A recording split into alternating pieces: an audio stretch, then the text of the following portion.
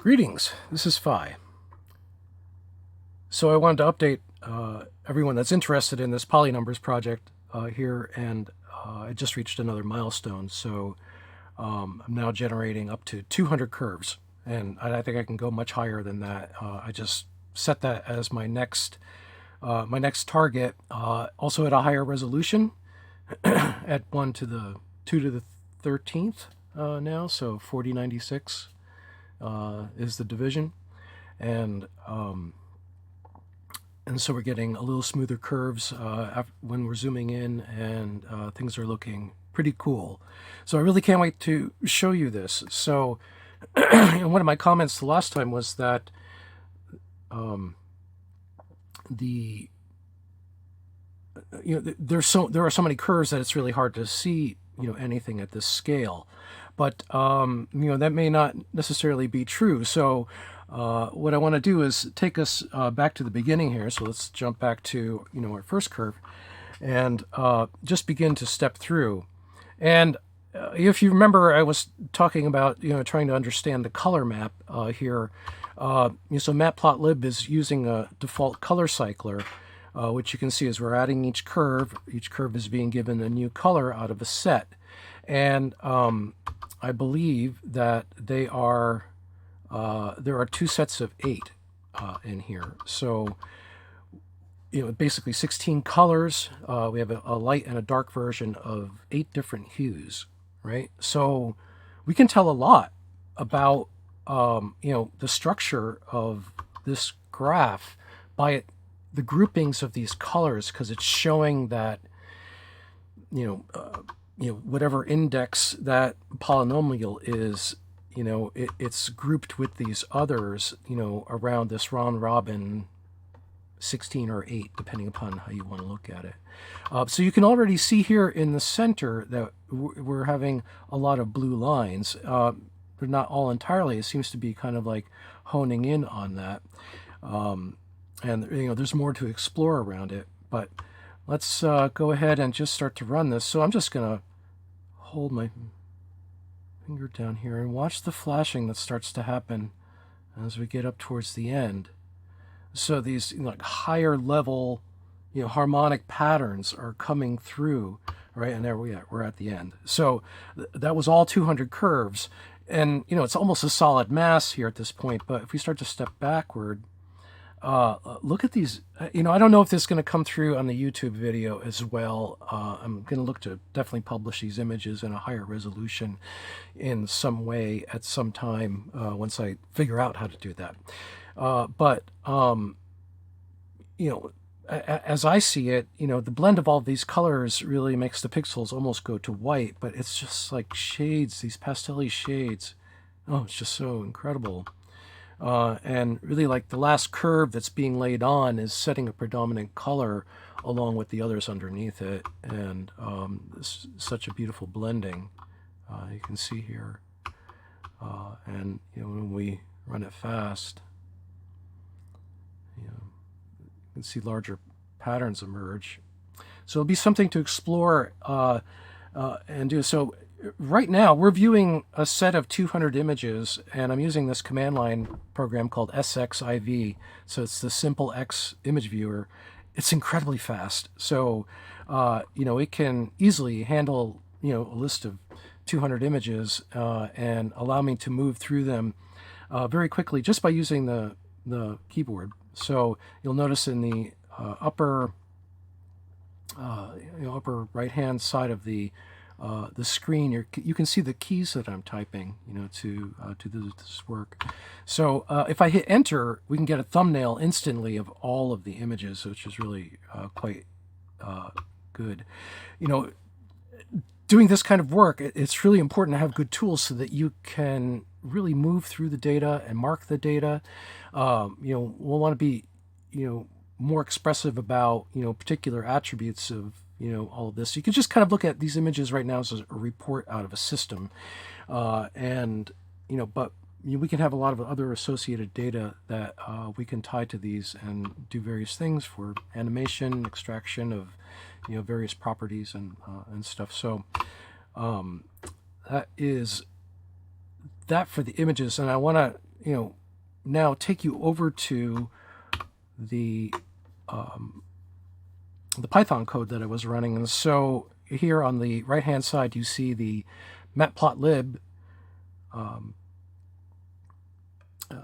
thing, and I'll just hit F right now to bring it into full view. And again, you can see that it's very dense and it's really hard to see what's going on. Now, of course, we can zoom in as we did the last time.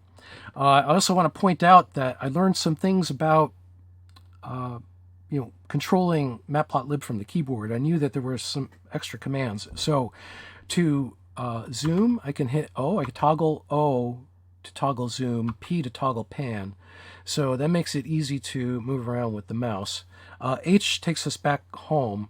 So if I were to hit O to zoom and zoom into the center here, we get this like extraordinary image. And if I want to go back to the home position, I hit H.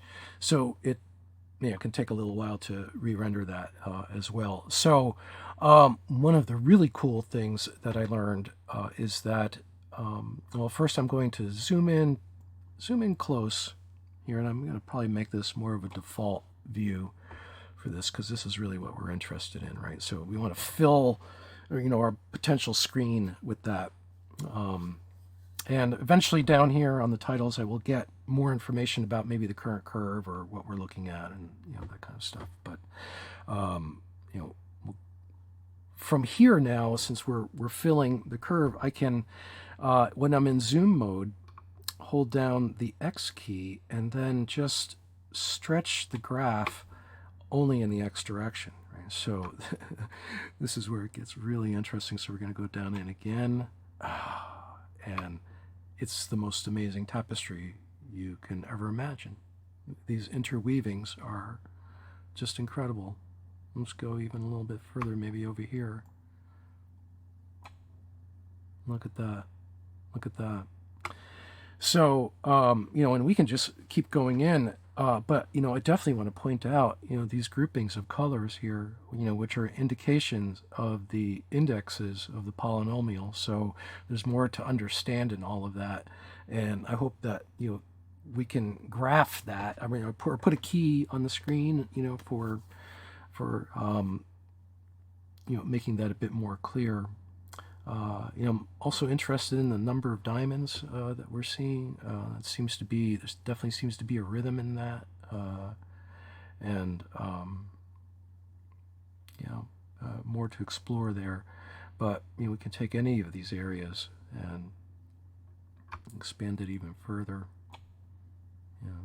See it in different ways. Go back home. One area that I didn't explore in the last video is what's happening down here. So let's zoom in to this area, and let's just start expanding in the X direction, and looking at just the amazing complexity that's just lying in there. And now if I hit the P key and hold the Shift key, now I can slide around in the horizontal direction or in a vertical direction, and it kind of locks it in, so it keeps everything kind of aligned.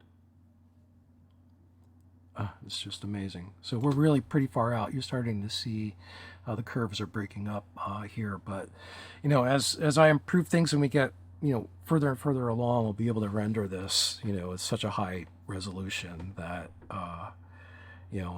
we shouldn't have any trouble at all seeing the really true structures and intersections that are happening. It's just amazing. I mean, just to move across the top of this, and you have these kind of prismatic things that are happening in some cases, and it's almost as if it's merging into white light, and from the way the screen is rendering it. It's so cool. It's one of the reasons why I really like rendering these things on black, because the thing that you're looking at is what's giving the light on the screen, rather than the inverse of drawing black on white on a screen. It's not optimal. What we want is the thing that we're interested in to be shining its light, right? So look at this, look at that. It's just endlessly fascinating. So Let's take a look at some other areas. So H for home, and we're back out. This upper corner up here was very interesting to me the last time. So O to zoom, and let's just zoom in over here, and you can see it's just incredibly dense, but there are definitely patterns that are there. And so let's just start to stretch this out. It's almost like an accordion, right? And so we're just going to keep stretching this out further and further, and look at the magic that starts to happen here. Look at this. It's there's so much more that I want to do in describing all of this, and kind of perfecting how I'm showing it, but I don't want to hold this. Like I want to share it. It's just incredible, and feel like it's almost like a privilege to look at it. Like there's something really so beautiful. And as an architect, I can see buildings taking shape like this. Imagine buildings that are programmed algorithmically, and maybe constructed through some nanotechnology. It's where we're heading, I think. Let's see. Oh yeah, we're back out here. Oh yeah, so let's just expand down on this end a bit. Let's see, okay, X, all right. Sorry, I'm still getting my sea legs in this. So X, and it's almost like a reaction video, like we're going through it together here, seeing it for the first time in many cases. But look at the way this is just unfolding, this amazing web. So we're really zoomed in here. So I want to point out in the upper right-hand corner, matplotlib is showing where we're at. Now, I'm sure most of you that are watching this know that we're stretching these polynomials between 0, 0 and 1, 1 on the graph. So all of this activity is happening between 0, 0 and 1, 1. It's really, really amazing. But when we're in here now, so here from this is the 1 on the x-axis, and over here we are at 0.996. So we're 4 thousandths of a unit, just across the screen over here. So you can see the sharpness of these points that our curves are breaking up a bit, but close enough that we can see that there's like amazing stuff going on, and then pan around in it.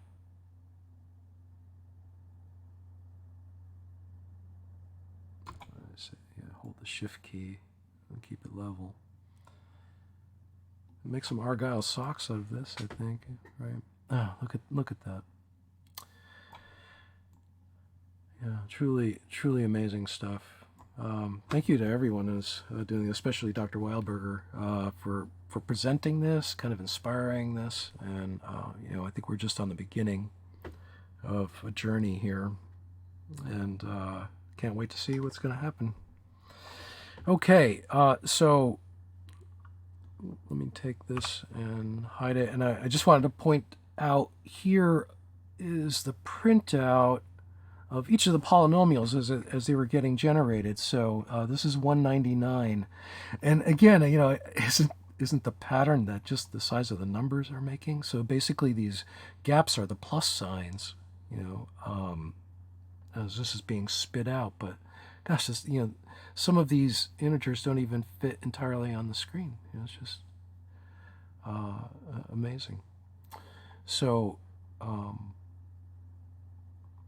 yeah, I just want to share that. So there'd be more to break down. I obviously, some of these polynomials are so big, I want to kind of put them on the screen when I'm rendering them, but I think it's going to be useless. I mean, so we'll be looking at, I'm thinking about how can we look at these numbers in other ways graphically, maybe in comparison to one another, and do a visual representation rather than numeric representation. So yeah, there's more to come on that. So anyway, that is a quick update on our little project, and very happy about what's happening right now, and hope you're finding this interesting too. and we'll just continue to explore. Thanks. This is Phi.